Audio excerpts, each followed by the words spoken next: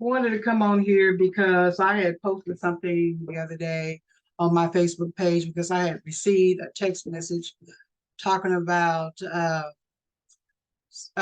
supporting Whipple and uh, Governor Kelly coming here to raise funds to support Whipple, blah, blah, blah, blah, blah. And I'm like, nah, nah, I can't support Whipple. And I'm gonna tell you the reason why I can't support Whipple. I'm tired of hearing, the Democratic elite telling us who we need to vote for uh, because it's in our best interest. But yet, still, when they get in office, they don't work in our best interest. Not at all. Not at all. Instead of the Democratic elite, the machines, or whatever you want to call them, supporting and getting behind a real progressive candidate, they get scared. They want to support someone like a Whipple that's going to step uh, lock and key and doing what they want him to do. Nothing. He always casts his vote for big developers and big businesses. Always. You show me a vote where Whipple has not supported big businesses and given them uh, tax breaks and all kind of credits and whatever, so they can do what it is that they do and continually ripping off folks, taxpayers. They doing it all the time. So instead of supporting a candidate who was running like a Celeste reset,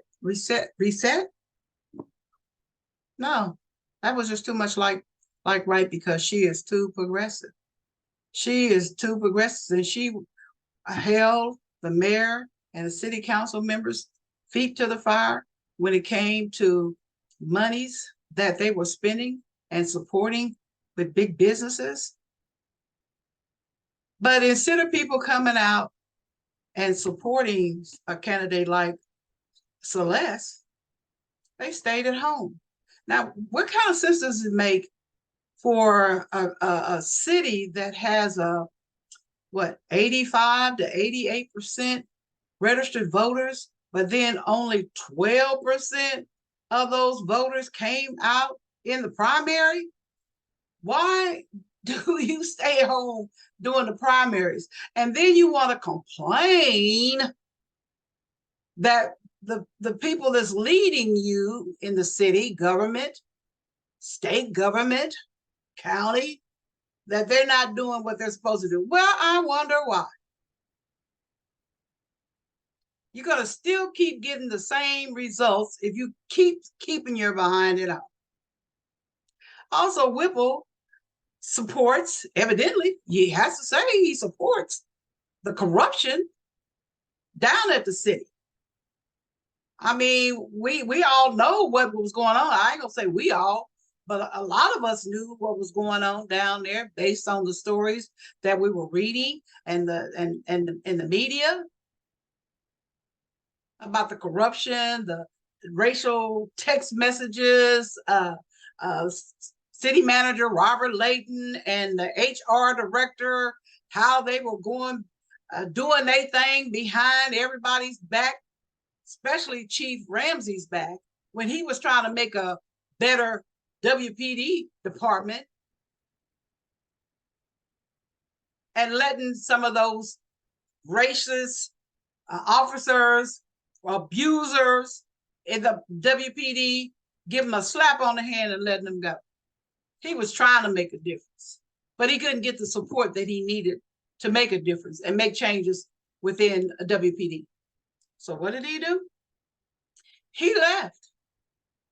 And what his other senior administrators have done? They have filed lawsuits because they could not do the job that they wanted to do to make the city a better place to live, to make the department a better place to be, to work in. They filed a lawsuit. And Mayor Whipple knew all of this. He knew all of this. But yet and still, he does not have the backbone or the guts, him and those other Democrats that's on the city council, to do the right thing by the people who live in Wichita and get rid of Robert Layton. Okay, they let the HR director let him retire so he can get his retirement. Why not? Who does Robert Layton work for? Who is his boss? I thought it was the city council members. That 7-member group at the city council. It's City Hall. I thought that was his boss, but it doesn't seem like that's the case. It appears that he might be their boss. So you have a mayor that has sit and watched corruption and has done nothing about it at all. Nothing. But had some talking points when he came out and did a press conference. But where was the change? What kind of disciplinary action did they get? Until people started making noise or whatever, a few people, the slap on the wrist that they got, they let them go 2 or 3 days off without pay. I think it was without pay. Oh God.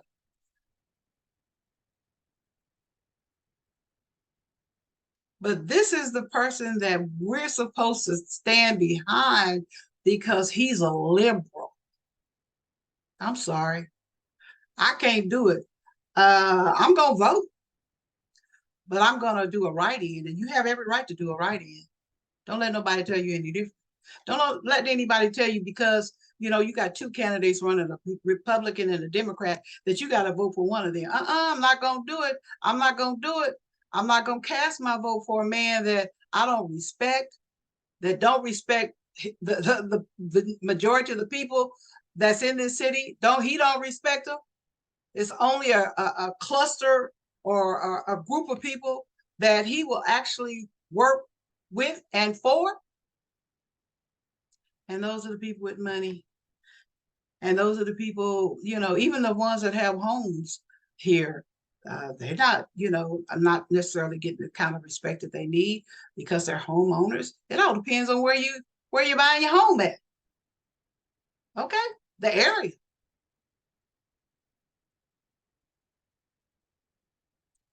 And so, to say because he's a liberal, he's a Democrat, we need to vote for him because if somebody else gets in there like a Lily Wu, and I'm not gonna vote for Lily Wu either. No, I'm doing a write-in. I'm writing in Celeste Reset. And if you want to, if you don't know anything about Celeste, you should know. Look her up. And if you're not wanting to do that because you just don't want to do it, then do a protest write-in. Write in your own name. Write in your goddamn dog's name. Hell, they'll do a better job than Rip Whipple will. Come on, y'all. Y'all sitting around here. Y'all know the state of the people here. District 1, District 3. I live in District 3. But the majority of my activism is District 1. Come on. And then we have what? 88%, 85% of the people that are registered to vote, but only 12% come out. Then you want to know what's going on. Why? Well, you become complacent, complainers, and takers. And a lot of you want to talk about, well, my vote don't count. My vote don't count. So what's the sense in voting? Well, heck, if your vote didn't count, why in the hell do you think, oh, excuse me, should I say hell? Well, why in the heck do you think they have passed all kind of laws across the country to make sure that you don't vote if your vote didn't matter, if your vote didn't count? Why do you think Alabama then went to the Supreme Court on a second time to ask them to tell them that they don't want to make a new map for the Black people down there so they can have at least 2 seats instead of 1 in the Senate. Why do you think they're trying to do that? If your vote didn't count, why do you think up in Minnesota and Wisconsin that they already talking about doing impeachment on a liberal Supreme Court judge that hasn't even been seated yet, because they so afraid that she might change something for the better of Black people in that state? If your vote didn't count, they wouldn't be going through all the trouble that they're going through to keep you from voting. And it's liberal, the liberal Democrat machine, I don't know what else to call them, that have repeatedly, time after time after time, instead of doing the right thing and getting behind the candidate that is progressive, they always do the opposite. Always. Because they can't stand, they talking about being progressive. You're not progressive. You're not progressive if you line yourself up with a candidate like Whipple. I don't have to tell y'all what he's overseen when it comes to doing the right thing for the people here in Wichita. Look at his vote. Look at his voting record.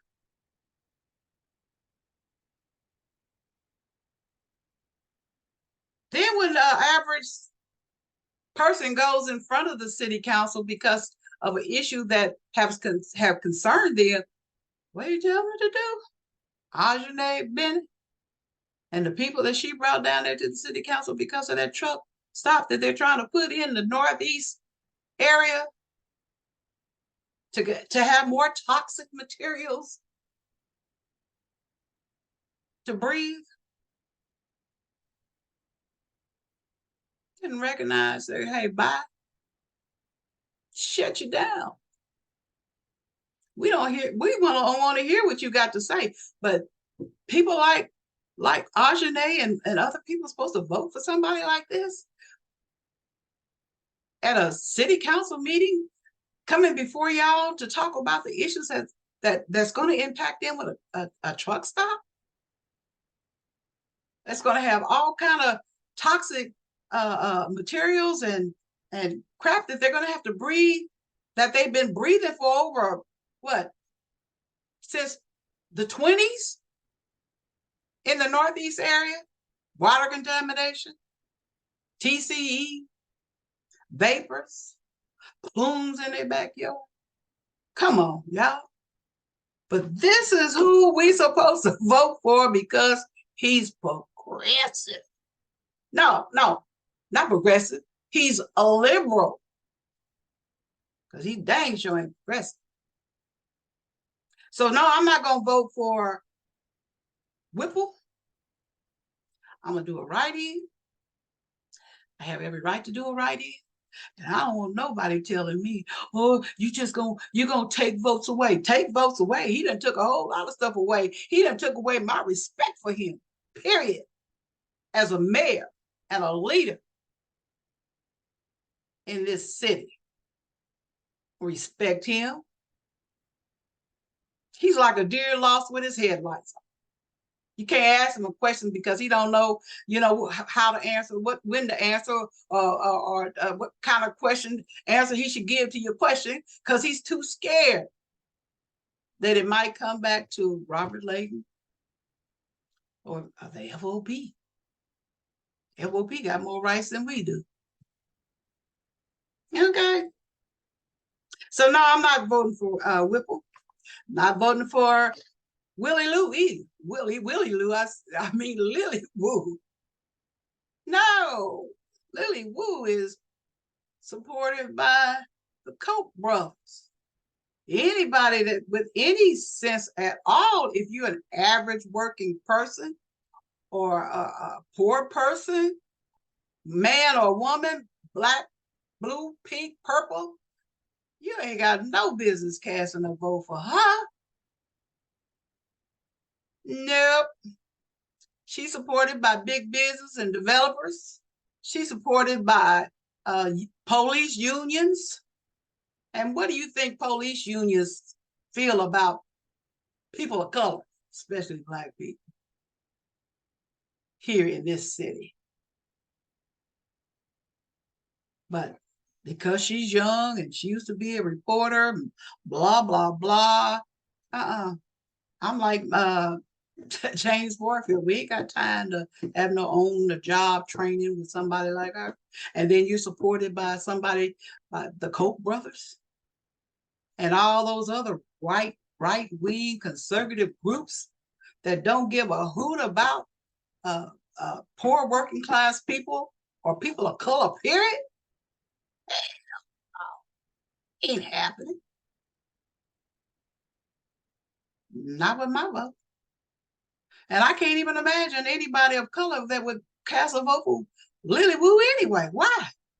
Why would you do that?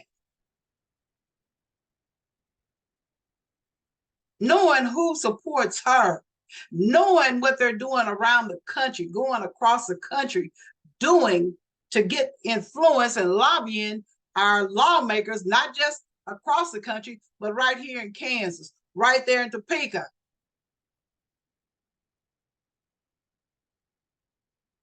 Come on, y'all.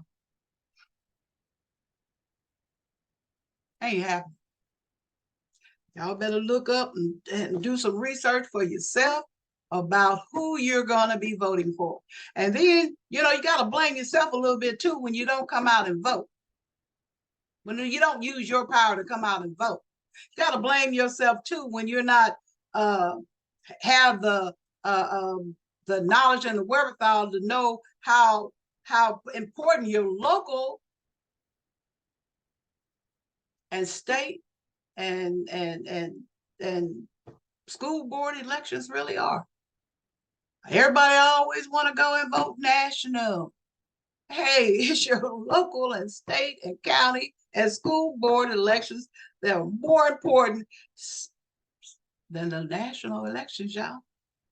But y'all keep wanting to stay at home and keep the same old crazy cycle, the same old crazy people coming into office to do what? Nothing for you. Nothing for you. I can't tell you who to vote for, but at least get your behind out and vote. Why are you going to complain after the people have been seated and everything? Why are you going to complain about what they ain't doing when you didn't go out and vote? Why are you going to be so complacent that, my vote just don't matter, it don't count or whatever? You just going to be complacent and you sit your behind it on. And then you're going to be a taker and you're going to take whatever the heck they give you. Come on, somebody. Make it make sense. I'm just saying. This is crazy. And then you got a Governor Laura Kelly, who played it and played Black people like a fiddle to get their vote so she could be reelected. She don't give a hoot about Black people. And you know why? Let me tell you why. There is and I don't know if you've heard about it or you know anything about it, but it's a agency and it's called the Kansas African American Affairs Commission. And you know what that commission is supposed to do? Let me look it up for you because I just don't. Okay. Their charter.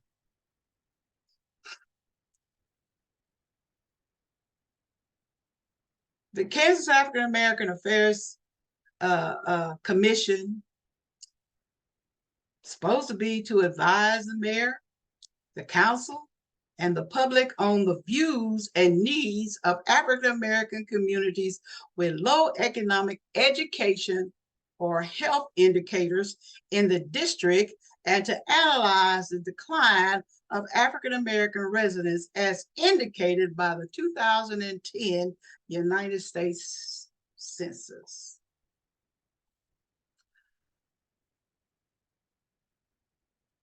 The Kansas African American Affairs Commission members, they're supposed to devise strategies to address the public policy concerns. Repeat that again. The public policy concerns of the African American community through its partnerships with the state agencies, corporations, and foundations. The commission should serve as a conduit for programs, grants, research, and policy advice for state and local organizations in addressing concerns that are unique to the African American community in the state of Kansas. Let me ask y'all a question. Now, there's 105 counties in Kansas. 105. And so that means that the Kansas African American Affairs Commission, their charter says I just read you what the charter says. So they should be going to these counties where Black people live to get their take on what it is that's impacting them on a daily basis. And they supposed to take that back to lawmakers or to the governor to see what kind of laws, what kind of resolutions we can get to resolve those issues. Have y'all seen any town hall meetings that the Kansas African American Commission have had, affairs commissions have had? Now I know they had one, but guess what? I did that one when it came to joint collaboration with DCF because of my concern on how Black children are being treated in the system, where they're disproportionately in the system longer and not reintegrated back home soon. They're not given the what they should be doing is making sure that these kids go to family first instead of being farmed out to child care providers that are in Western Kansas, that are not of their culture, that don't give a hoot about the kids no more than getting a check. Have y'all seen any town hall meetings that have asked the question, or have you received a survey from the Kansas African American Affairs Commission to ask you the questions that they need to know that's impacting you on a daily basis? Have y'all seen any of these town halls? They was established in what, 1994? Got revamped in 97 under Governor Kathleen Sebelius. So what have they done? What have they done, Governor? They're under your purview. But you courted the Black vote. And we have under the governor's purview, Kansas Department of Health and Environment.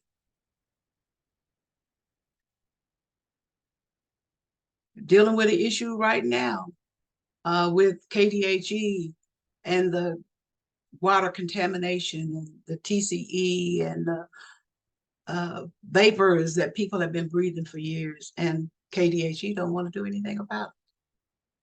They want to pass the buck to Union Pacific, the city, the county, whoever, but them, where people have been suffering and this situation has impacted them for more than 50 years or more. People have died of cancer. Some people up until this year were still drinking that contaminated water out of the wells. and have lost family members because of that. But this is under Governor Sebelius. I'm sorry, Governor Kelly. Had Sebelius on my mind. I don't know why, but anyway, Governor Kelly, whose agency doesn't want to do a darn thing when it comes to righting the wrongs of what has happened to the people in that Northeast area with their water contamination, the TCE and all.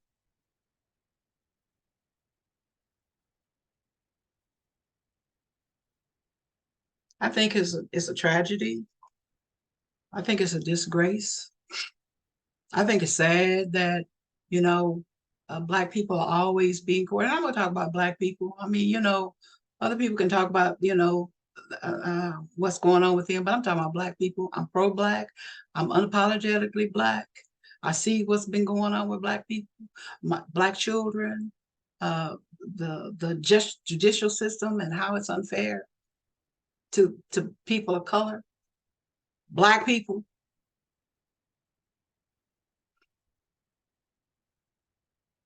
So if somebody can tell me, to make it make sense to me, what Governor Kelly has done besides that has really helped Black people, besides, you know, giving signing a bill into law to name Gail Finney, a bill after Gail Finney, admirable. Gail Finney, Representative Gail Finney, was a great person. May she rest in peace. But what about Cedric Lofton?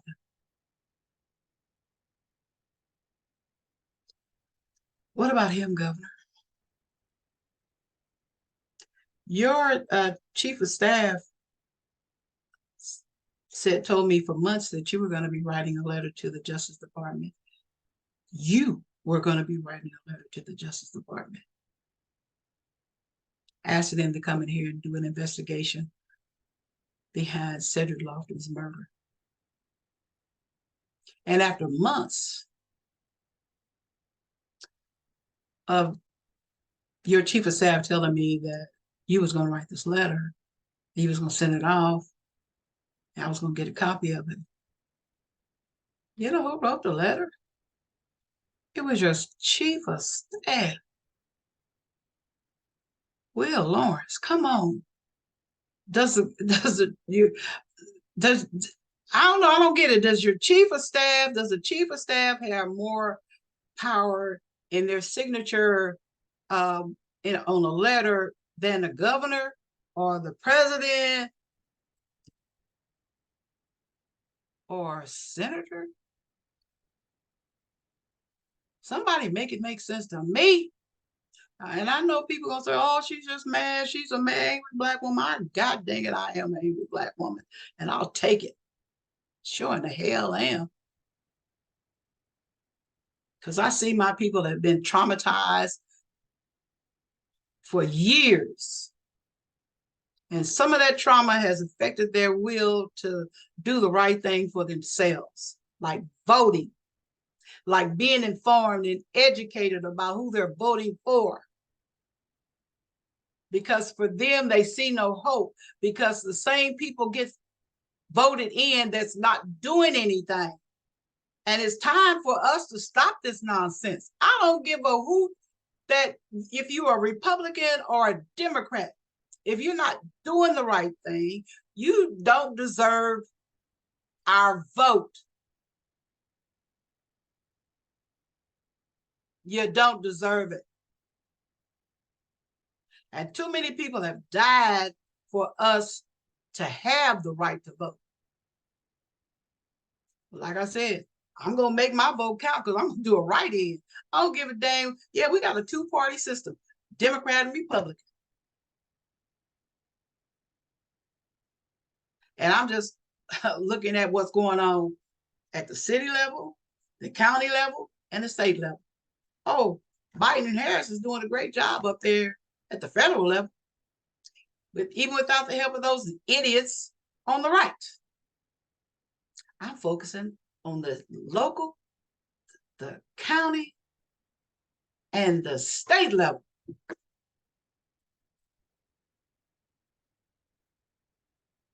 Y'all ain't doing nothing but making a game out of people's lives, taking people's lives for granted.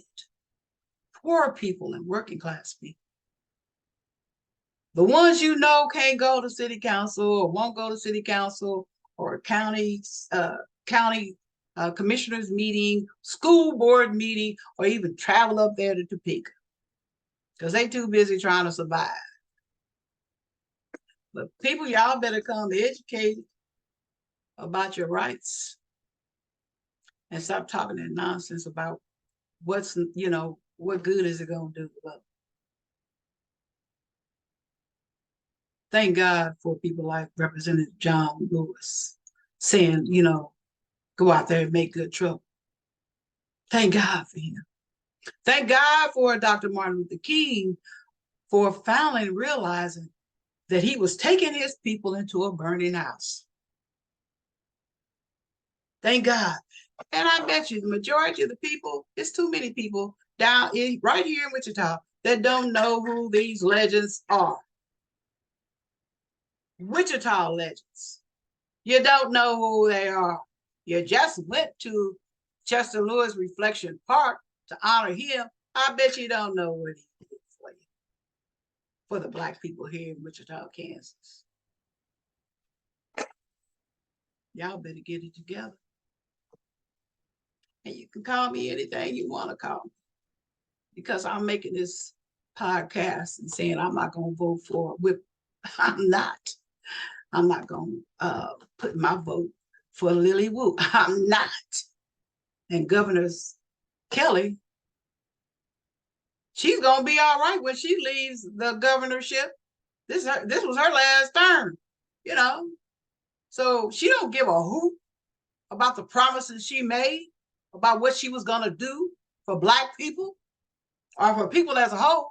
But I'm concentrating on Black people who gave her our vote. You let us down. The 178,000 Blacks that live in the state of Kansas in 105 counties.